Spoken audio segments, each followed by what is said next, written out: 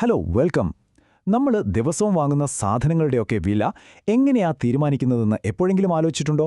അതിന്റെ പിന്നിലുള്ള വളരെ പ്രധാനപ്പെട്ട ഒരു ആശയത്തെക്കുറിച്ചാണ് നമ്മൾ ഇന്ന് സംസാരിക്കാൻ പോകുന്നത്. അതാണ് സപ്ലൈ, അതായത് വിതരണ നിയമം. ഇതൊരു സ്ഥിരം കാഴ്ചയാണല്ലേ. നമ്മൾ വാങ്ങാൻ വെച്ച ഒരു സാധനത്തിന് പെട്ടെന്നൊരു ദിവസം വില കയറി അങ്ങ് പോകും. ഇന്നലെ 100 രൂപയ്ക്ക് കണ്ട സാധനത്തിന് ഇന്ന് നോക്കുമ്പോൾ 120. എന്തുകൊണ്ടാണിങ്ങനെ സംഭവിക്കുന്നത്? അപ്പോ ഈ വില കൂടുന്നതിനും കുറയുന്നതിനും ഒക്കെയുള്ള ഉത്തരം എവിടെയാ തുടങ്ങുന്നതെന്നറിയോ?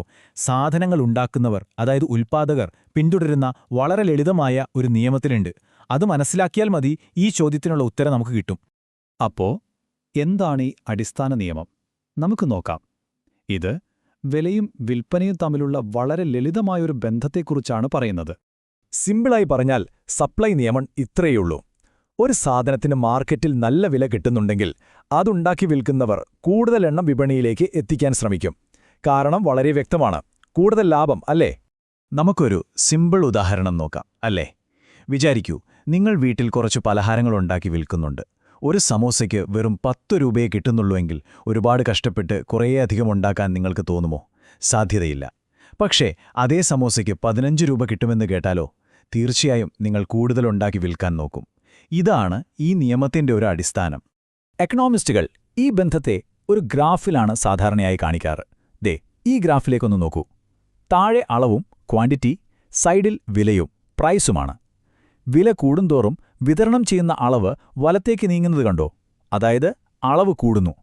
അതുകൊണ്ടാണ് ഈ സപ്ലൈ കർവ് എപ്പോഴും ഇങ്ങനെ മുകളിലേക്ക് പോകുന്നത്. പക്ഷെ ഒരു കാര്യമുണ്ട്, ഒരു സാധനത്തിന്റെ വിതരണത്തെ സ്വാധീനിക്കുന്നത് വില മാത്രമല്ല, കളി മൊത്തത്തിൽ മാറ്റാൻ കഴിവുള്ള മറ്റു ചില ഘടകങ്ങൾ കൂടിയുണ്ട്. എന്തൊക്കെയാണ് അവ എന്ന് നമുക്ക് നോക്കാം. പ്രധാനമായും 3 കാര്യങ്ങളാണ്. 1. ടെക്നോളജിയിലുണ്ടാകുന്ന പുരോഗതി. 2. ഉൽപ്പാദനത്തിനുള്ള ചെലവ്, അതായത് അസംസ്കൃത വസ്തുക്കളുടെ വിലയൊക്കെ. പിന്നെ 3. സർക്കാരിന്റെ നയങ്ങൾ, ടാക്സ്, സബ്സിഡി, അങ്ങനെയുള്ള കാര്യങ്ങൾ. ഇതെല്ലാം ഒരു സാധനത്തിന്റെ വിതരണത്തെ കാര്യമായി തന്നെ സ്വാധീനിക്കാൻ കഴിവുള്ളവയാണ്. അപ്പോൾ ഇതിലോരോന്നും എങ്ങനെയാണ് വിതരണത്തെ ബാധിക്കുന്നതെന്ന് നമുക്ക് നോക്കാം. ആദ്യം തന്നെ സാങ്കേതിക വിദ്യയുടെ കാര്യമെടുക്കാം. ടെക്നോളജി എങ്ങനെയാണ് ഒരു മാറ്റം കൊണ്ടുവരുന്നത്? ഇവിടെയാണ് ടെക്നോളജിയുടെ പവർ നമുക്ക് കാണാൻ പറ്റുന്നത്. ഒന്ന് ആലോചിച്ച് നോക്കൂ. പഴയ ഉപകരണങ്ങൾ ഉപയോഗിക്കുമ്പോൾ ഉൽപ്പാദനം പതുക്കെയും ചെലവേറിയതുമായിരിക്കും. അതുകൊണ്ടുതന്നെ വിതരണം കുറയും. എന്നാൽ പുതിയ യന്ത്രങ്ങളും ഓട്ടോമേഷനുമൊക്കെ വന്നാലോ, വളരെ വേഗത്തിൽ കുറഞ്ഞ ചെലവിൽ ഒരുപാട് സാധനങ്ങളുണ്ടാക്കാം. അതായത് അതേ വിലയ്ക്ക് തന്നെ വിൽക്കാൻ കൂടുതൽ സാധനങ്ങൾ റെഡിയാകും. ഓക്കെ, ഇതുവരെ നമ്മൾ വിൽക്കുന്നവരുടെ ഭാഗത്തു നിന്നാണ് കാര്യങ്ങൾ നോക്കിയത്. ഇനി വാങ്ങുന്നവർ കൂടി ഈ ചിത്രത്തിലേക്ക് വരുമ്പോൾ എന്താണ് സംഭവിക്കുകയെന്ന് നോക്കാം. ഇവിടെയാണ് മാർക്കറ്റിലെ ആ ഒരു ക്ലാഷ് വരുന്നത്. വിൽക്കുന്നവർക്കെപ്പോഴും ഏറ്റവും കൂടിയ വില കിട്ടണം. എന്നാൽ നമ്മളെപ്പോലുള്ള വാങ്ങുന്നവർക്കെന്താ വേണ്ടത്? സാധനം ഏറ്റവും കുറഞ്ഞ വിലയ്ക്ക് കിട്ടണം. രണ്ടുപേരുടെയും ലക്ഷ്യം നേരെ ഓപ്പോസിറ്റാണ്. അപ്പോൾ സ്വാഭാവികമായും ഒരു ചോദ്യം വരും, അല്ലേ?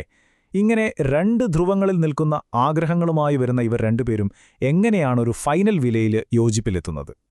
അതിന്റെ ഉത്തരമാണ് മാർക്കറ്റ് ഇക്വിലിബ്രിയം.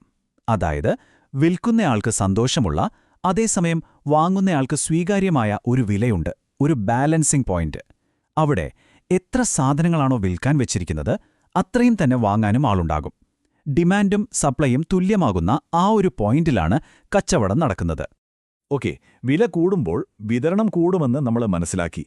എന്നാൽ ആ പ്രതികരണം എത്രത്തോളം ശക്തമാണ്? അതായത് വിലയിലുണ്ടാകുന്ന മാറ്റത്തോട് വിതരണം എത്രത്തോളം വഴങ്ങിക്കൊടുക്കും? അത് അളക്കാൻ ഒരു വഴിയുണ്ട്.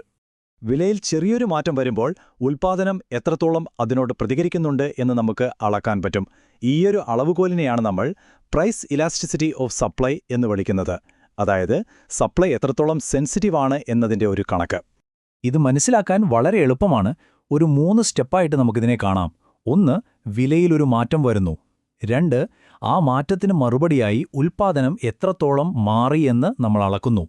അവസാനം ഈ 2% നമ്മൾ താരതമ്യം ചെയ്യുന്നു. അപ്പോൾ നമുക്ക് മനസ്സിലാകും സപ്ലൈ എത്രത്തോളം വഴക്കമുള്ളതാണ് എന്ന്. ഉദാഹരണത്തിന് നമ്മളിങ്ങനെ കണക്ക് കൂട്ടുമ്പോൾ കിട്ടുന്ന ഉത്തരം 1.5 ആണെന്ന് വിചാരിക്കുക. ഈ 1.5 എന്ന സംഖ്യയുടെ അർത്ഥമെന്താണെന്നോ?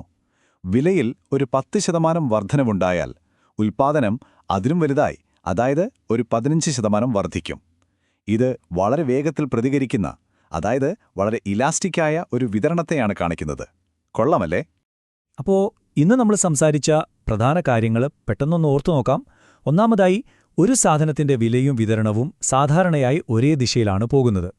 രണ്ടാമത്, ടെക്നോളജി, സർക്കാർ നയങ്ങൾ പോലുള്ള പുറത്തുനിന്നുള്ള കാര്യങ്ങൾക്ക് സപ്ലൈയെ മൊത്തത്തിൽ മാറ്റാൻ കഴിയും.